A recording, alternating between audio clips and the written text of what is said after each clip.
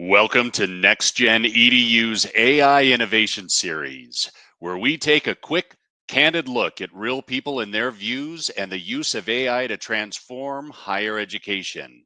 No hype, just insight.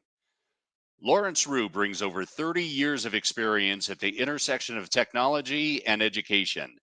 Each episode features conversations with inspiring individuals who are passionate about helping others succeed through learning. And now, your host, Lawrence Rue. Thanks, Chris, and welcome everybody to AI Innovation, the fast-paced series where we explore how AI is changing higher education. I'm Lawrence Rue, and today I'm joined by Dr. Michael Redmond. Michael currently serves as a trustee for Delaware Technical and Community College. He's also a retired president of Bergen Community College in New Jersey and holds the title of Professor Emeritus in Philosophy and Religion, where he taught for many years. He's also spent several years as a CIO and vice president of IT, which is an uncommon mix of academic expertise and executive leadership, if I do say so myself. Michael brings a unique perspective to questions like, how do we keep humanity at the center of innovation? And on top of it all, he's just simply a great person, always inspiring and insightful to talk with. Let's welcome Michael and get started. Michael, welcome. How are you doing today? I'm doing fine. How are you, Lawrence? Doing great. It's a pleasure to have you as my first guest on the show. I'm happy to be here. If that's what you call it. It's a combination of a podcast and video cast. And what I've told my friends is I have so many interesting conversations with my colleagues and friends. Like I just like to share them, with everybody. So that's what our purpose is today, is to very good. Give people insight into what others are doing and how they might use it in their day-to-day lives too. So for the format we're going to follow today, I'm going to ask Michael a few questions. We might have a little banter about the answers. And then hopefully we'll be about 15 to 30 minutes, depending on how the answers come out. So I'm going to start with the first one. So I'm going to try this too. Michael, given your philosophical background, what fundamental ethical principles or frameworks do you believe are most crucial for navigating the integration of AI in education? Well, I think maybe we have to back up just a little bit and think philosophically about intelligence, how we think about intelligence. One of the things that philosophers always puzzle about is what things are good in themselves, what things are good simply because of how they're used. And this was a preoccupation of Aristotle centuries ago, Immanuel Kant in the 18th century. And although they differed in their final answers, they considered things like wealth and social esteem and courage and bravery and all that, and asked, are these things good in themselves? And the answer was no, they're not. And the reason why they're not is those things can be used for bad purposes. I mean, imagine you have an evil person with bad intent, and that person happens to be very intelligent. Well, the very fact of the person's intelligence amplifies the kind of harm that they can do. So I think philosophically, we begin with intelligence as something which is morally neutral. And whether it becomes good, it depends upon how we use it. Now, if you bring this back to artificial intelligence, it's just absolutely incredible what these frontier models can do. In certain areas, their intelligence rivals human intelligence. And I think arguably in certain domains, they exceed human intelligence. And because of the great intelligence that they have, it ramps up the possibility for doing harm. And so now, if you let me ask you a question, like how are you defining intelligence? Do you really think they're smarter than us, or they just have more information and more access to it quickly? So actually, I'm giving a lecture next week on that topic, but it's I think the mistake is to look at human intelligence as the only kind of intelligence, and then comparing AI to that. I think there are different types of intelligences, and I think AI qualifies not just as a simulation of intelligence, but as real intelligence. But I think from the standpoint of ethics, nothing right now depends upon that distinction. So how do we ensure that the AI is going to use its great intelligence in ways that are beneficial, in ways that are good, in ways that are responsible? That's the problem that we call the alignment problem. And I think there's two ways you can go about it. One way is, and many people think this way, is that you program the AI with moral rules and moral values, and out of that, you get ethical AI. But I think that's very naive. And it's naive for at least two reasons. One is that AIs are trained on very vast, unfiltered data sets that have a whole bunch of junk in them, social biases and prejudices and so forth.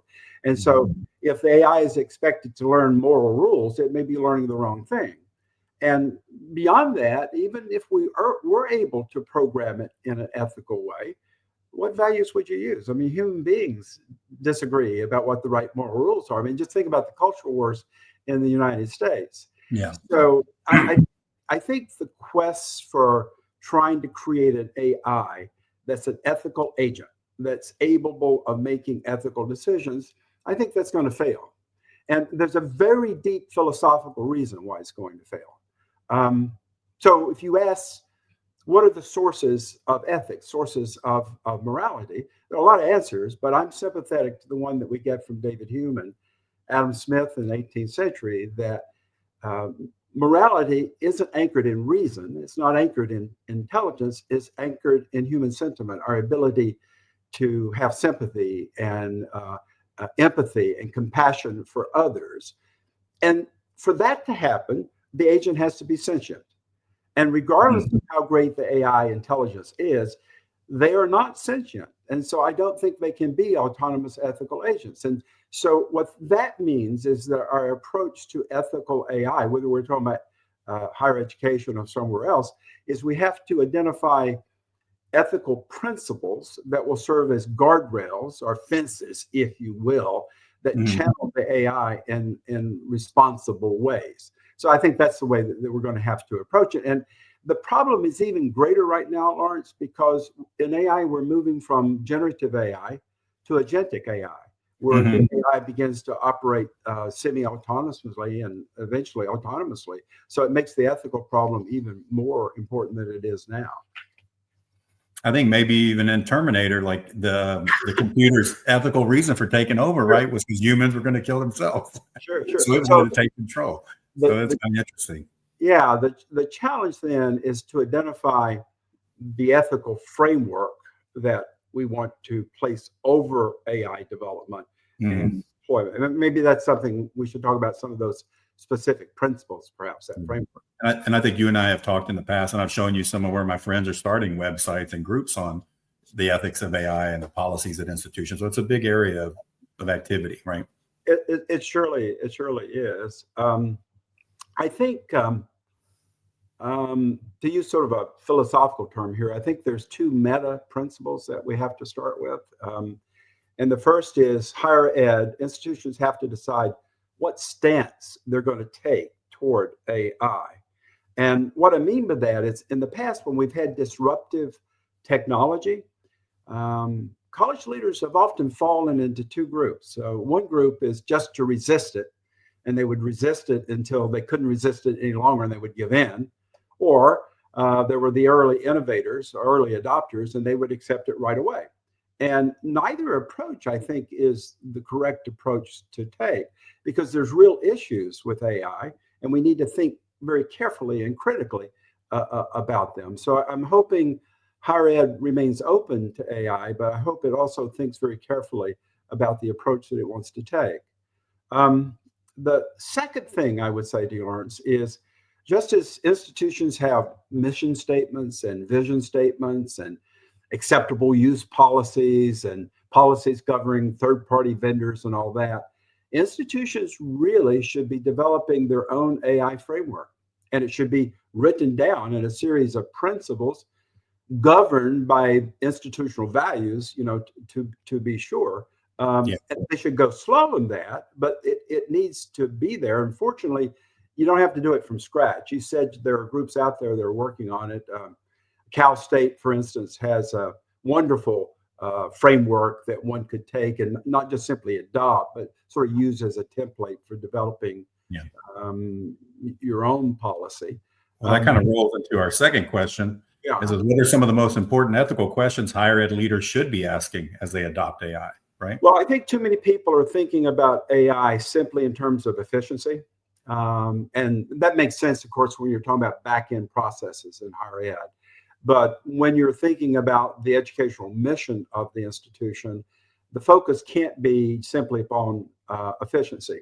So there's a principle that you'll see in the literature called human-centered AI. And that's where the AI is not aimed at. The institution's goal is not replacing or simply automating what goes on in teaching, but rather looks at the AI as augmenting and human activity, and looking at AI as a kind of collaborator. I think that's absolutely the most important governing principle. So you just ask yourself as an institution when you're trying to develop your framework, what are our goals here in AI? Is it to automate or is it to augment? Is AI to be a master that we follow, or is it to be a tool that we use to serve institutional ends? And once you make that commitment, I think the next thing is that you need to develop an AI Hippocratic oath, like doctors do. And that Hippocratic oath should be to do no harm with AI. I mean, I mentioned earlier that AI is trained on these vast unfiltered data sets, and there's a lot of junk in them. And so the AI may reflect certain social biases and prejudices. And if you just sort of slavishly follow what the AI is saying, following its recommendations, you may find, particularly in sensitive areas like admissions and assessment, student discipline, areas like that, you may find that you're doing harm. And so I think fundamental to avoiding that problem is to develop a series of audits, where you check your AI, you check the results. I think with human-centered AI and do no harm, there should always be a human in the loop. So the recommendations, you don't just slavishly follow. I mean, I find myself, I use AI a lot. It is very easy to fall in the trap that, it sounds so good, its answer, so it must be right, and I simply accept it. Really, really have to resist that edge, that angle. I think we have to think about maybe a right to know. How do we communicate to our campuses what our ethical framework is? How do we communicate to them how we protect their data and privacy and so forth? Because AIs are like a vacuum cleaner. They just suck up data. So that's where I would start. Determine your stance, that you're not just going to accept it or reject it. You're going to think carefully about it. Then commit yourself to developing a framework.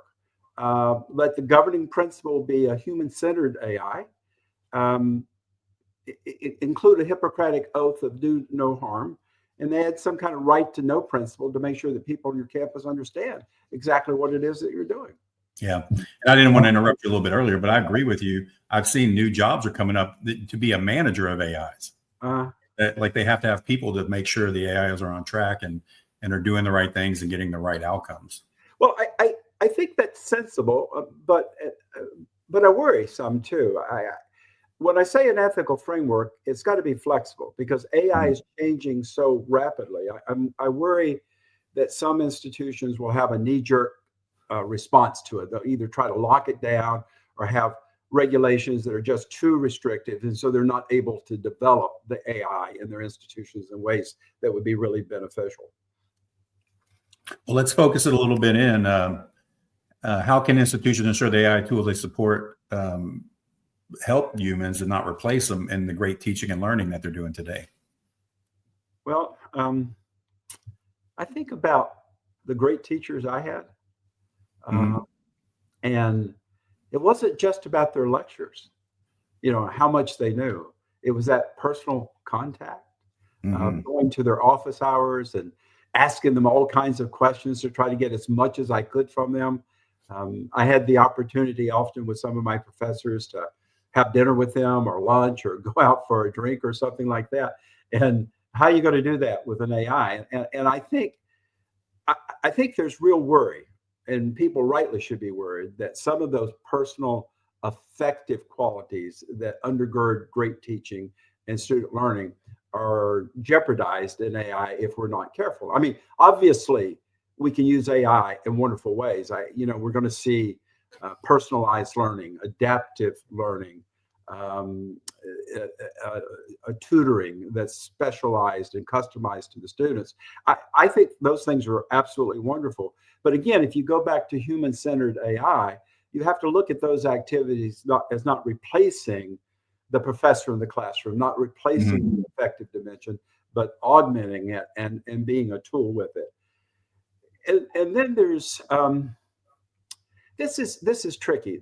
There's something called the problem of cognitive offloading. And in AI, when we talk about cognitive offloading, we mean taking some task that's sort of burdensome to do and it's somewhat mechanical and getting the AI to do it for you. I was working on a paper the other day and I had to change all my footnotes from, I think, AMA style to APA style, something like that. I don't remember.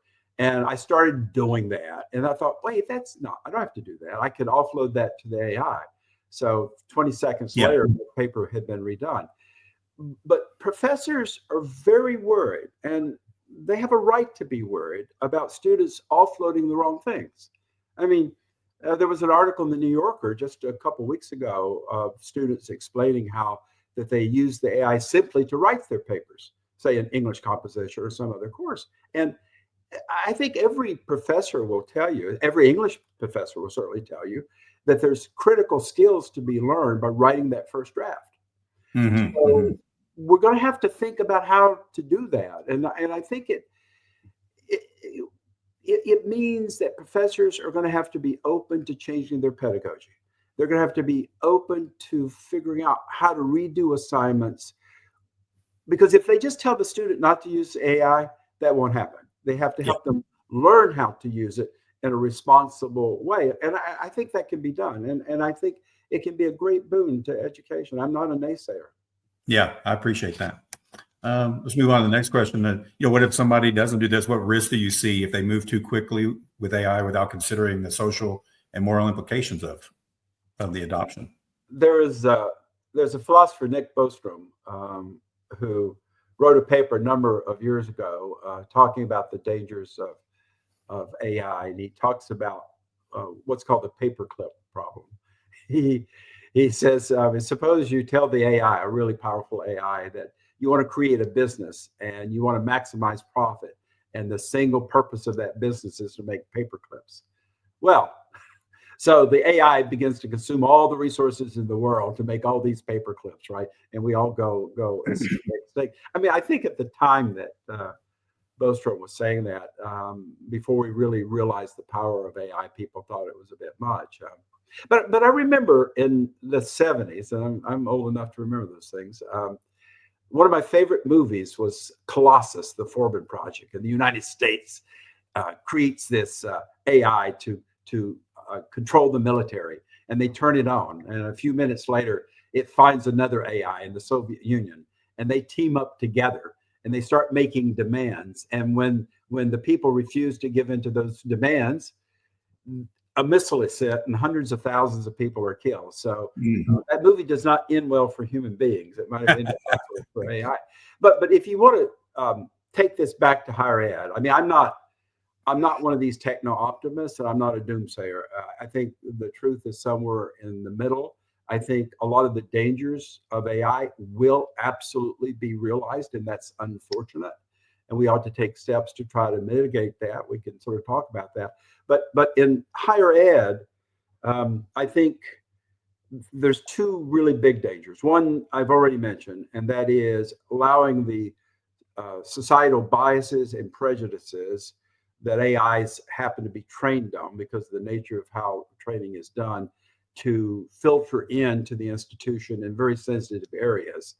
That's why I keep emphasizing the importance of audits and human-centered AI. I think another real danger in higher ed, if people move too quickly on this, is a loss of institutional autonomy. I mean, I think most institutions are going to say, look, we don't know how to do this. We can't program the AI. We're going to be dependent on third-party vendors, and that's okay.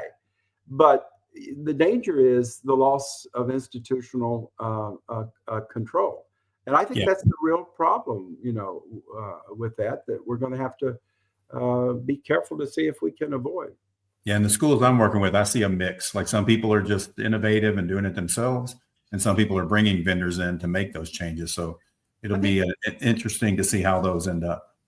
I think institutions should work with a third party, to tell you the truth, because the expertise that's required, but it has to be a partnership, and you have to develop policies about data privacy and all that. You don't want to give up your institutional control to a third party. You certainly don't want to give it up to the AI. Again, human-centered AI with a human being, in the loop that's reviewing recommendations and so forth, and not being just committed to improving efficiency. Because if you do that, you're going to go down the path of just automation as opposed to augmentation.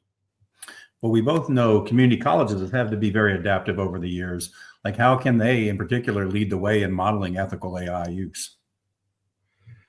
Well, I think at first you might think, how can they lead the way? Because they often don't have the same resources that four-year schools and universities have. But there's another way to look at it. One of the really good things about community colleges is we can move quickly.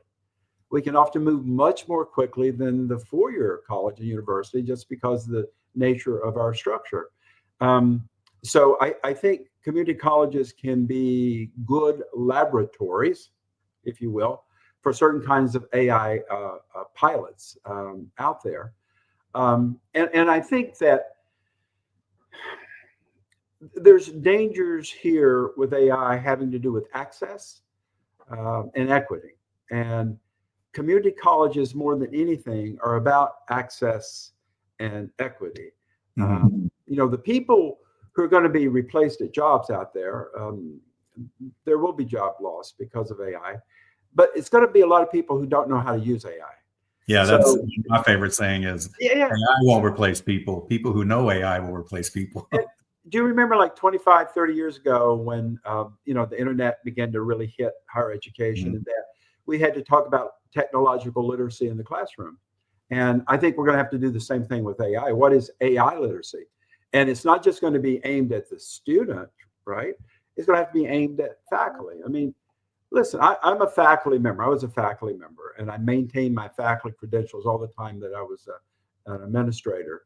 But faculties can be very conservative when it comes, I don't mean politically, but conservative when it comes to their pedagogy, and we're going to have to show that we're sensitive to their concerns about the problem of cognitive offloading, right? That it doesn't undermine the critical skills, but also help them, give them support in developing, changing assignments, changing their pedagogy, so that this AI can be deployed as a very powerful tool in education for equity and for access.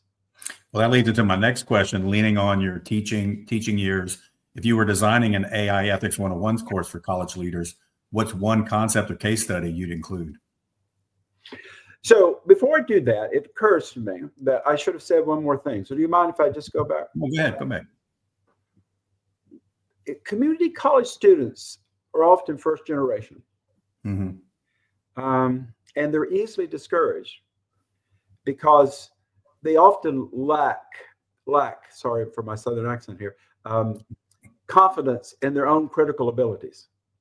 And I think community college students may have a greater tendency to turn to AI in inappropriate ways, not because they're wanting to cheat or do something like that, but because they lack confidence. And so I think community colleges are going to really have to work with these students in AI literacy to help them really know how to use it in a responsible way. So what was it now? The next question you wanted to talk about? Sure.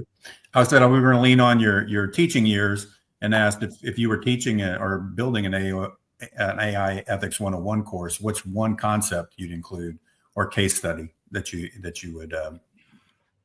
Well, I don't know that I have a case study. I would focus the course on a theme that I've been hitting on in our discussion here this afternoon: the importance of developing a human-centered AI, and just what that would mean at your institution. And I think that should then, so you spend time understanding that, understanding the trade-offs on efficiency, that you might give up certain gains in efficiency because you want to be sensitive to the impact of higher ed, and you want to make sure it doesn't undermine the development of critical skills. And I think particularly if you want faculty adoption and support in this kind of thing, you better focus and be sensitive to the problem of cognitive offloading. And then I think in the course, if that's the governing principle, I would have the leaders developing their AI framework. I would have them taking their mission statement and vision statement. I would have them doing some research out there on the internet at some of these emerging frameworks, and thinking about what are going to be our principles here in our particular institution. And you don't think they should just let AI do that for them themselves? Absolutely not. Absolutely not. Now, I would use AI as a collaborator. I mean, people often don't get good results from AI because they don't ask good prompts, and they don't say, help me brainstorm the weaknesses in what I'm saying. I think it'd be very, very powerful. So I would want the goal of this course to be make sure they understand what human-centered AI is, and that they would have a draft ethical framework by the end of the course. And I would spend some time with epistemology, how this AI affects knowledge. I would spend some time thinking about right to know, how you communicate these things. I think it'd be a fun course. I actually think I'd like to teach it, to tell you the truth about it. I'm sure somebody might see this and call you to sign up for it. You better watch it. That would be fine with me. Well, we're moving on for the next one for fun. If Socrates were alive today, what question do you think he'd ask about AI? God. Well, if in philosophy we have a patron saint, it's Socrates. I don't care if you're an analytic philosopher or a continental philosopher. Socrates is our patron saint, and he had a model for how to do philosophy, and that is, it's very different from what Descartes did many centuries later. It wasn't about retiring to your bedroom. So think about my bedroom here, and just turning in on yourself as Descartes did, and asking, what can I know? For Socrates, philosophy proceeded through the art of disciplined conversation. And that grew out of, he was accused of a capital crime. And so in the Apology, we have the account of his trial. And he says, listen, the Oracle of Delphi said that I was the wisest person there was. And I didn't think that was so. So I went around asking all the wise people about the nature of wisdom. And guess what? I discovered they didn't really know either. And so he concluded that he knew nothing. And that always throws students when they first hear that. But what he was meaning is that we have to be very aware to the limits of our understanding. We have to be cautious in our conclusions. So I think when you have people today banning these terms, artificial general intelligence, artificial superintelligence, the singularity in artificial intelligence, I think Socrates would begin to dismantle them with these penetrating questions that he would have. And he would certainly make clear that intelligence and wisdom aren't the same thing. Yes. And what we need here is wisdom to use this incredibly powerful tool. I mean, I think it's perhaps it is certainly one of the most disruptive things that's ever happened in human history. But to have the wisdom to use it for beneficial aims. And I think higher education, we're supposed to be critical thinkers. We ought to be able to do some work here on that. That sounds great. So my last question for our episode is, what are the conceptual and practical hurdles involved in the notion of AI developing its own ethical framework, and how might that future scenario impact human society? Just an easy question to throw at you. Well, let me go back, to the first thing we talked about. I don't think it's possible to develop an ethical AI if what you mean by that is teaching the AI how to make ethical decisions. I think that's a dead end. So, and there are people who are trying to do that, and I don't think that's a fruitful end. You need not only an ethical framework, incredibly important, you need a larger regulatory framework. And I tell you, I'm really discouraged right now. You know, there was an effort not too many years ago to develop a regulatory environment for AI. You might remember too Sam Altman for OpenAI testifying in Congress of the importance of having an appropriate regulatory environment to make sure that the AI is channeled in responsible ways. But we've turned away from that. The EU, not as much as the United States. So, if you will, there's an arms race in AI between the United States and China. Yes. And the stakes are really, really high. I mean, I'm sympathetic to the difficult decisions that our leaders have to make. And there's a growing recognition, and maybe it's wrong, but there's a growing belief, let's put it that way, in decision makers at the highest level of government that the geopolitical risks in AI are so great that we have to win that arms race.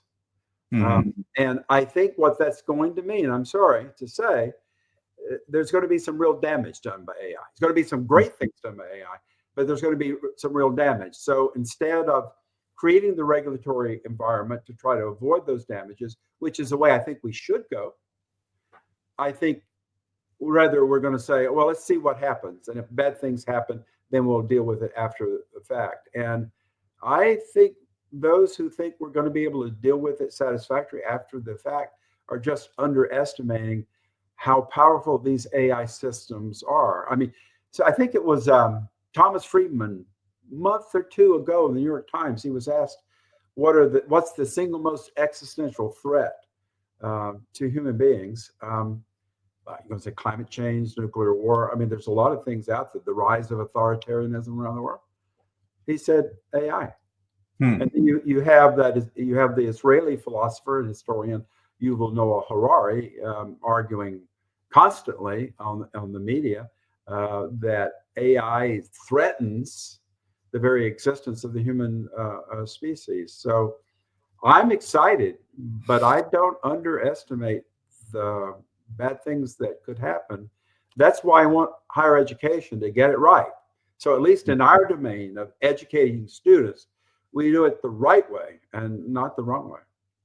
Well, it sounds very important what you're saying, and I think hopefully people are listening today and will take that heed and make a lot of progress. Well, I enjoyed this immensely, Lawrence. I really appreciate you giving me the opportunity to talk with you. Well, it's always fun to sit down and talk with you. I'm glad we got to share it with others today. And keeping ethics in front of the conversation on AI, I think is important. You helped illustrate that today, and again, I appreciate you being here. Absolutely. Take care. Have a great day, Michael. Thanks for joining us on AI Innovation, where we explore how AI is reshaping higher education with insight, integrity, and imagination. Be sure to follow us on LinkedIn or YouTube for updates and future episodes. Until next time, keep learning, keep leading, and keep asking the big questions.